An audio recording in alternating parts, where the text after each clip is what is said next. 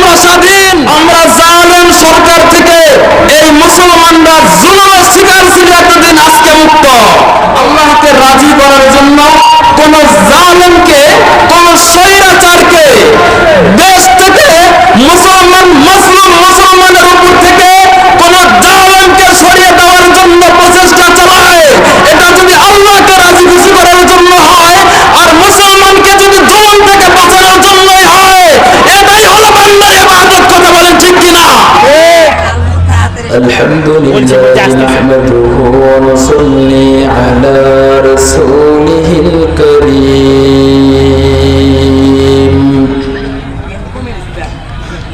আম্মা বা'দু ফাআউযু বিল্লাহি মিনাশ শাইতানির রাজীম। বিসমিল্লাহির রহমানির রহিম। জাআল হাক্কু ওয়া যাহাকাল বাতিল ইন্নাল বাতিলা কানা যাহুকা। وقال صاحب القرآن صلى الله عليه وآله وسلم: الكيس من دان نفسه وعمل لما بعد الموت،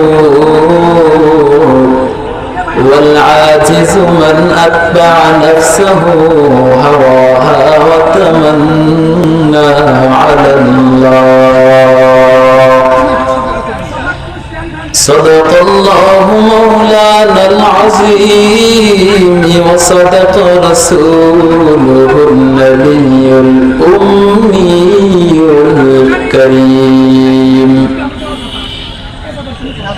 আল্লাহ পাকের লাখ কোটি শুকরিয়া যে মহান রব্বুল ইজ্জত আমাকে আপনাকে হাজারো ব্যস্ততা থেকে ফারিগ করে আল্লাহ পাকের এই দ্বীনি মজমায়ের মধ্যে আসা বসার মতো তৌফিক করে দিলেন। সে আল্লাহ তাআলার প্রতি সকলে আওয়াজকে উঁচু করে সকলে এক কণ্ঠে শুকরিয়া আদায় করি, আলহামদুলিল্লাহ।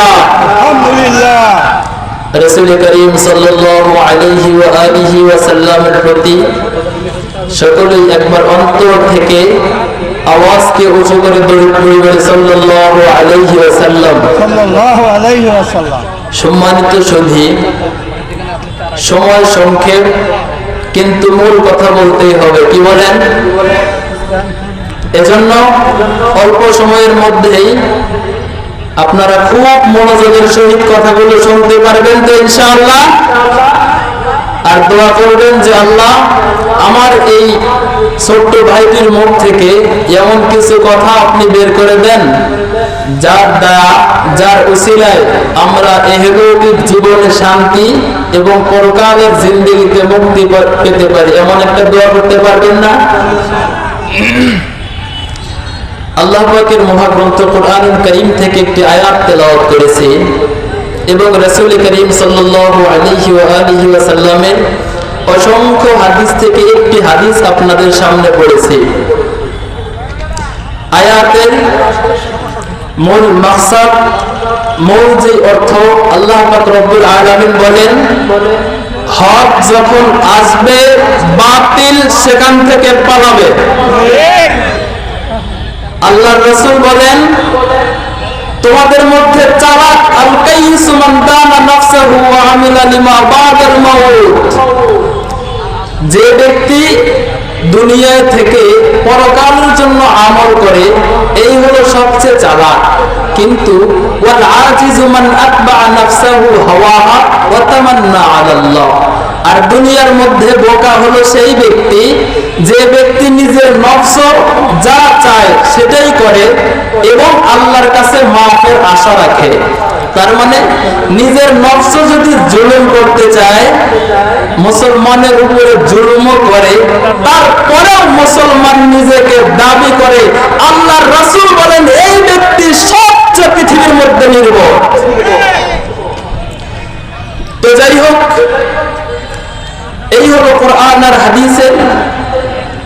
মূল আলোচনার আমাদের যে রাস্তা সেটা এর উপরে একটু বিস্তারিত আলোচনা হয়ে যাক। আল্লাহ পাক রব্বুল আলামিন বান্দাকে দুনিয়ার মধ্যে পাঠিয়ে দিয়েছেন একমাত্র আমলই হলো উদ্দেশ্য। জোরে বলেন উদ্দেশ্যটা কি? আমল। আল্লাহ পাক বলেন وَلَنَبْلُوَنَّكُمْ بِشَيْءٍ مِّنَ الْخَوْفِ وَالْجُوعِ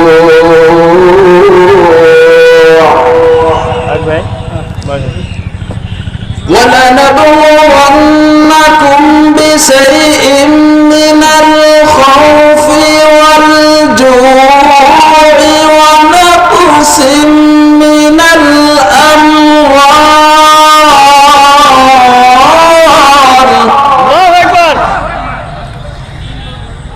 الأموال والأنفس والثمرات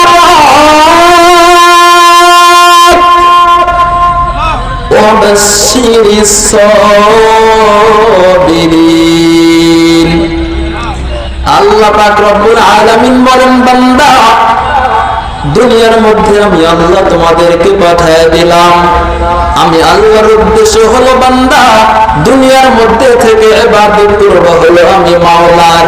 কিন্তু বান্দা যখন মাওলার পাগল হয়ে যাবে ওই সময় আমি মাওলার পক্ষ থেকে পরীক্ষা শুরু হয়ে যাবে। আল্লাহ বলেন ওয়ালা নাবলুওয়ান্নাকুম বিশাইইন, আমি আল্লাহ অবশ্যই তোমাদেরকে পরীক্ষা করব মিনাল খাউফি, ভয় দ্বারা। কথা বলেন কি দ্বারা? ভয় দ্বারা।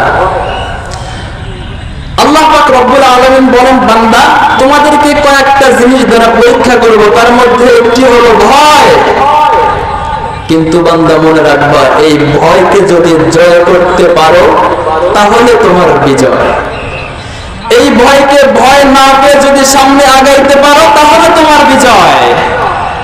তো মুহতারাম হাজিরিন, আল্লাহ পাক রব্বুল আলামিন আমাদেরকে দুনিয়ার মধ্যে প্রেরণ করেছেন ইবাদতের জন্য। বান্দা যখন আল্লাহকে রাজি করার জন্য কোন জালেমকে, কোন স্বৈরাচারকে দেশ থেকে মুসলমানের উপর থেকে কোন জালেমকে সরিয়ে দেওয়ার জন্য প্রচেষ্টা চালায়, এটা যদি আল্লাহকে রাজি খুশি করার জন্য হয় আর মুসলমানকে যদি জুলুম থেকে বাঁচানোর জন্যই হয়, এটাই হলো বান্দার ইবাদত। কথা বলেন ঠিক কিনা? মুহতারাম হাজিরিন, আজকে আমরা স্বাধীন। আজকে আমরা বুক উঁচু করে বলতে পারি আমরা স্বাধীন। আমরা জালেম সরকার থেকে এই মুসলমানরা জুলুমের শিকার ছিল এতদিন, আজকে মুক্ত। আল্লাহ পাক রব্বুল আলামিন বলেন হজ যখন আসবে